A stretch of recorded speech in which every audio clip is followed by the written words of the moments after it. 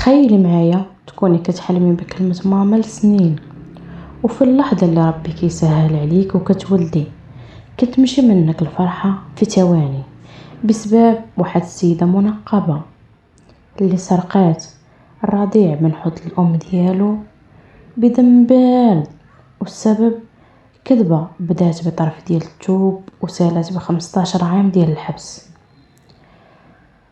هاد القصة ماشي غير جريمة، هادي درس في الهوس والجنون اللي كيديروا العقم.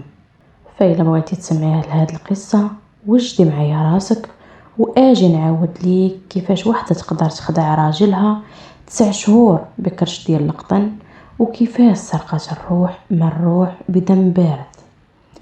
وقبل ما نبدا معكم في القصة كنطلب منكم تخليوا لي واحد لايك، تعليق وبارطاج الى جات على خاطركم. ويلا ندخلوا في القضية ديال اليوم. القصة ديالنا ديال اليوم البطلة ديالها كان الاسم ديالها مريم بنت منطقة شعبية كتسكن في الجيزة. كبرات في واحد الوسط بسيط، وكان الحلم ديالها هو تعيش بحال كاع العيالات، تزوج تولد وتعمر دارها بالولاد. تزوجت بواحد الراجل درويش خدام على قد الحال، خدام بعرق كتافو، كان كيبغيها ومستعد يدير لها اي حاجه. دوزات هي وراجلها العام الاول، كانوا سمنان على عسل. حاولوا يولدوا ولكن ما جابش الله في العام الاول. داز العام الاول، تاني، ثالث، وهي كتحاول والو، الدار باقا خاويه. انا بدات مريم كتحس بالنقص، وبدا كلام العائله والجيران كياكل ليها في راسها. مالك باقا ما حملتيش؟ راجلك يقدر يتزوج عليك الا ما حملتيش. هاد الضغط النفسي حولها من انسانه عاديه لوحده مهووسه. مريم ملي شافت باللي حلم الامومه بعيد عليها، خصوصا انها مشات دوزات ما خلات ما دارت، ولكن حتى لهاد الساعه مازال ما قدرش تولد. فهنا قررت تخترع واحد الكذبه، ولكن هي اخترعت حقيقه ديالها بوحدها. واحد النهار جات عند راجلها وهي كتبكي من الفرحه، قالت لي انا حامله.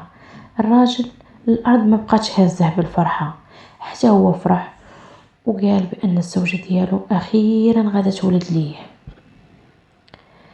فانا غادي ندخلوا في مرحله الحمل وفي مرحله الوحم الكاذب، حامله وكتوحم بدون حمل. اول حاجه بدات فيها هي انها بدات كتمثل على راجلها بانها كتوحم، بدات كتفيق، بدات كتخيا، كتحس بالدوخه، لدرجه انها كانت كتفيق بالليل وتقول راجلها تشهيت شي حاجه، وباش تزيد تغرقوا في هذاك الوهم وهذاك الكذوب اللي كذبت عليه. كتنوض وكتقول يجيبها ليا دابا. فالراجل ديالها مسكين كان كيمشي في نص الليل وكيبقى يقلب يقلب يقلب يقلب، ما كيدخلش للدار حتى كيجيب ليه هذيك الحاجه اللي تشهات ليه. مع الوقت وبطبيعه الحال الكرش كتبدا نهار على نهار كتكبر. فهي اشنو غادا دير؟ غادا دير واحد الكرش صناعيه. فبدات كتاخذ واحد القطعه ديال الثوب صغيره، وكل شهر كانت كتزيد فيها القطن، يعني كانت كتلبسها، كانت كتعمرها بالقطن في وسط من هذيك الكرش اللي دايره هي صناعيه. فبقات بحال هكاك شهر على شهر كتزيدها، كل شهر كتزيدها شويه حتى كبرات ليها الكرش. خصوصا انها هي كانت منقبه وكانت كتلبس الخمار، فهنا ما كانش كيبان الكرش ديالها واش الشكل ديالها عادي ولا ماشي عادي، لانها هي دائما كانت كتلبس الخمار واسع بزاف، فالكرش ديالها تقدر كاع ما تبانش. وحتى راجلها ملي كان كيبغي يقرب ليها ما كانش كتخليه، وكتقول ليه رد بالك راه الطبيب قال لي الحمل ضعيف وخاصني الراحه التامه. وهكا راجلها كان باغي حتى هو غير الولاد وباغي غير يولد، فكان مخليها على خاطرها، ما كيهضر معاها، ما كيقلب ليها كرشها، ما عارف هذيك الكرش واش فيها انس ولا جن. وهكا دوزت 9 شهور كامله، والراجل مسكين كيشوف الكرش كتكبر نهار على نهار، وهو حاط راسو على مخده وحده هو وياها، وكيحلم غير بالنهار اللي غيهز فيه ولده، وما عارفش بان هذيك غير واحد الكرش اصطناعيه. دازت 3 شهور كيف قلت لكم كاملة، ووصلت اللحظة الحاسمة اللي غتولد فيها. فهنا قالت راجلها بانها كيشدها الوجع وغادا تمشي للسبيطار تولد. راجلها بغى يمشي معاها، ولكن هي بطريقة او باخرى قنعاتو باش ما يمشيش معاها. فلبست النقاب ديالها اللي كان هو الماسك اللي قلت لكم من الاول، اللي كان الماسك اللي كتخبي فيه الجريمة ديالها، واتجهت لسبيطار ابو الريش. وراكم عارفين سبيطار ابو الريش تم ازدحام الغوات الامهات التالفين، فهي بقات كدور كدور كدور كدور في هذاك السبيطار بحال شي جن. بقات كدور في الكولوارات حتى طاحت عينها على واحد الضحيه. هاد الضحيه غادي نسميوها منى.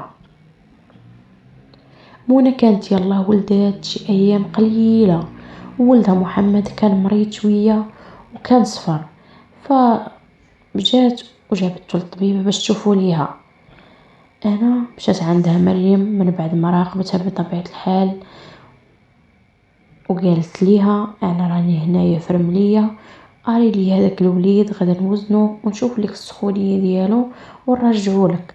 الام مسكينه من كثره العيا والثقه ديالها عطاتها الوليد وبركات كتسنى. مريم هنا غير خدات الدري، ما بقاش كيبان ليها الاثر ديالها في السبيطار. خرجت خرجه وحده بلا ما تلفت، وكأن الارض انشقات وبلعاتها. مشات خرجت من الباب اللوراني ديال السبيطار، خدت طاكسي وشدات الطريق لدارها. ولكن غير وصلت نصف الطريق غادا توقف مول الطاكسي وغادا تبدلو بواحد اخر. بدلاتو وغير قربات لدارها، فغادا تنزل منه وغادا تاخد واحد توك توك او تريبورطو كيف كنقولوا ليه حنايا. هادشي كامل دارتو غير باش تدوخ البوليس وباش زعما ما يشدوهاش الكاميرات. وصلت لدارها في منطقة المرج ودخلت بدم بارد. قالت لراجلها هاكا راجلها هو ولدك راني ولدت غير في الطريق، ما لحقتش حتى السبيطار لاني ما قدرتش نوصل للسبيطار، شدني الوجع بزاف فراني ولدت في الطريق ورجعت. انا راجلها بطبيعة الحال كان فرحان بالوليد. الدار ولات كلها فرحة، الزغاريت كلشي كيبارك. الراجل شد الوليد وكيبوس فيه وفرحان به لدرجة انه شرى الشربات وفرقهم على الجيران بالفرحة ديال هذاك الوليد. وهو ما عارفش بلي هذاك الدري راه غير مخطوف، امه الحقيقية راها كتموت في السبيطار بالفقسة. الام الحقيقيه في هذا الوقت كانت في السبيطار كتسنى، فكيف قلت لكم تسنات. ولكن مريم غبر لها الاثار، فتسنات واحد 15 دقيقه 20 30 ساعه حتى دازت ساعتين.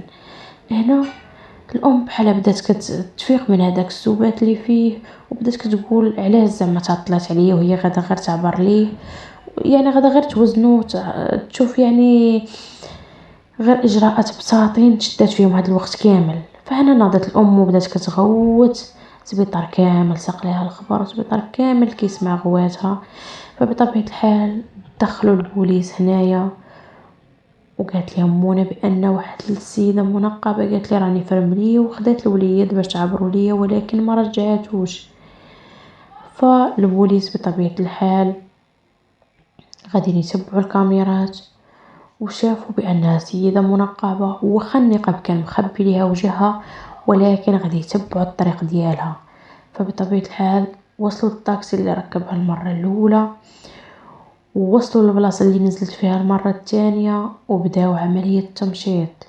البوليس سولوا شكون اللي يلاه ولدات ملي وصلوا للحي اللي نزلات فيه. فالجيران بطبيعه الحال بكل سهوله قالوا لي مراه فلانه اللي يلاه ولدت اليوم في الطريق ورجعات. وبالنسبة للطاكسي اللي لقوه فبطبيعة الحال قال لهم بانها كانت زربانة وكانت مشوشة، ماشي هي هذه كل مرة كتقول لي سوق بالزربة دغيا والوليد كان كيبكي. فهنا بطبيعة الحال عرفوا بان هذاك راه ماشي ولدها وبانها غير خاطفة. فدخلوا للدار ديالها اقتحموها، لقوها جالسة كتغني للدري وكتلبس حوايج وفرحانة. فلقاو حتى الزوج ديالها كاين معاها وحتى هو فرحان لواحد الدرجه ما تصوروهاش. الصدمه ملي سولوه البوليس وقال له هاد الدري منين جاوب بكل ثقه: هذا ولدي ومرتي ولداتو اليوم. البوليسي طلب من الزوجه شهاده الميلاد ديال الوليد او الورقه اللي خرج بها من السبيطار، فتما بدات كتفتف وتلون ما عرفات باش تجاوبهم. هنا راجلها بدا كيشوف فيها بواحد النظره ديال شنو كاين. عطيهم زعما شهاده الميلاد، عطيهم الوراق، عطيهم هادي. فبدا شويه في هاد اللحظه دخلوا شويه ديال الشك. هاد الشك اللي بان في عينين الزوج هو اللي خلى مريم تنهار وتعترف قدامه. هنا اول حاجه مريم غادا تقول للبوليس: انا ماشي مجرمه، انا غير بغيت نكون ام فقط. اعترفت البوليس بداكشي كامل اللي دارت وكيفاش خطفت الوليد واشنو دارت. المهم هاد الاحداث كاملين اللي دارتهم اعترفت بهم البوليس. بالنسبه للرضيع فلقاو حالته الصحيه صعيبه، خصوصا انها جابته من السبيطار مريض، فحيت هي ما كانتش والده وما كانش عندها الحليب في الثدي ديالها، فكانت كتحاول تعطيه غير الماء والسكر، ولا كانت كتحك التفاح وكتعطيه ليه. لقاو الدري غادي يموت بالجوع. تصور معايا وليد رضيع يلا تزاد بايام معدوده ما فيش 3 ايام كتعطيه الماء والسكر والتفاح محكوك. ملي بداو البوليس كيقلبوا في الدار ديالها، هنا غادي نلقاو الادوات اللي كانت كتستعمل لمده ديال 9 شهور كامله.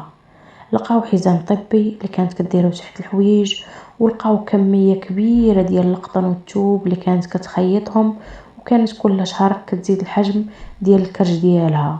وهذا الدليل المادي هو اللي صدم الزوج وبين ليه باللي كان عايش مع ممثله بارعه لمده ديال 9 شهور.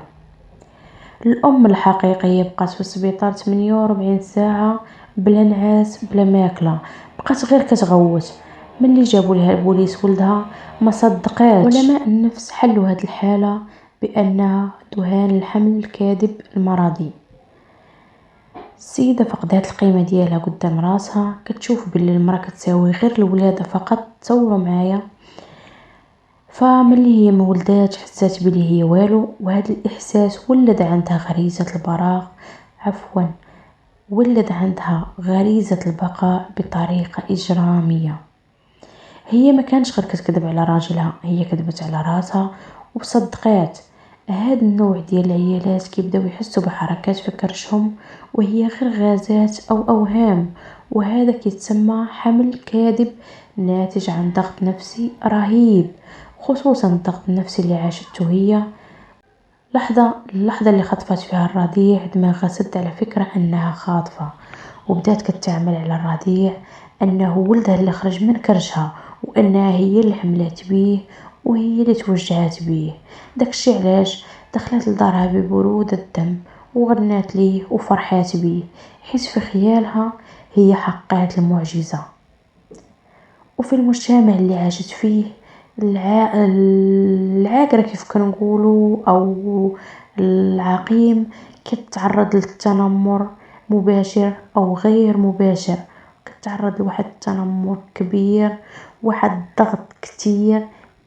هاد الضغط اللي تعرضت ليه هي نتج عليه واحد الوحش يقدر يدير اي حاجه باش يحمي صورته قدام الناس.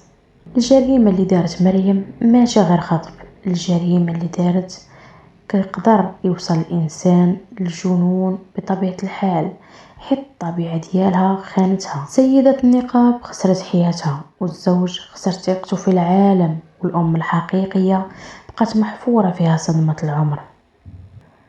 محمد رجع لحضن لامه الحقيقيه في واحد المشهد كيبكي الصخر، ومريم تحكم عليها بالسجن المشدد. هاد القصه بقات وصمه عار ودرس لكل واحد كيحسب ليه باللي بالكذوب يقدر يبني عائله. ولكن السؤال اللي كيبقى مطروح هو: واش اللوم على هاد السيده اللي فقدات عقلها بسبب العقم، ولا على المجتمع اللي كيرد المراه اللي ما كتولدش انسانه ناقصه؟ خليو لي ارائكم في التعاليق، وما تنسوش تبارطاجيو هاد القصه باش تكون عبره لمن لا يعتبر.